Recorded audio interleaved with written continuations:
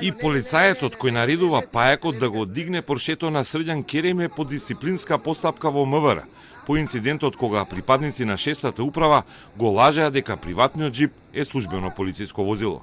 Ова за Телма го потврди од МВР, кој ни одговорија дека обезбедувачите биле во ресторанот како придружба на сопругот на председателката Гордана Силјановска-Давкова, Благој Давков.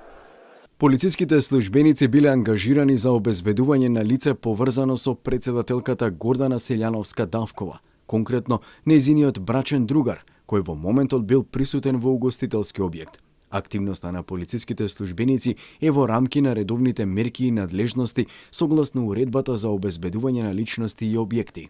Од МВР одговорија дека внатрешната контрола отворила постапка кога видеото беше објавено на социјалните мрежи на 4 април, а не на 22 март, кога се случило лажењето на бодигардите на првиот джентлмен Давков за време на националната жалост по трагедијата во Кочани.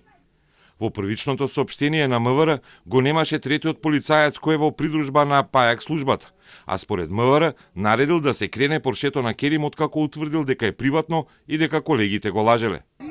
Младите кои се околу ја поздравија акцијата на полицаецот.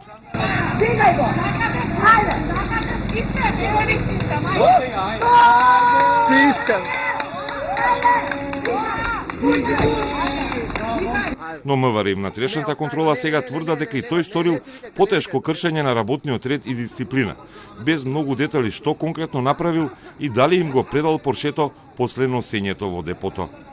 За една недела се случија 2 инциденти со припадници на 6-та управа кои беа дел од обезбедувањето на Силјановска и Мицковски, а лани и обезбедувањето на Гаши направи 2 инциденти.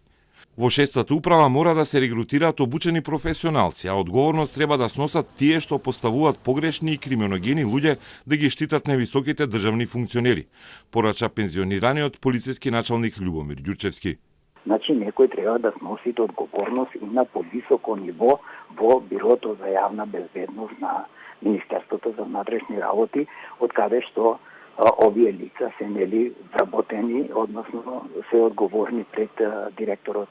По изјавата на министрот Тошковски дека е вознемирувачки криминалци да се кријат во полициска униформа, реагираше и синдикатот на полицијата, кој смета дека во јавноста и медиумите не се почитува презумцијата на невиност за уапсените полицајци.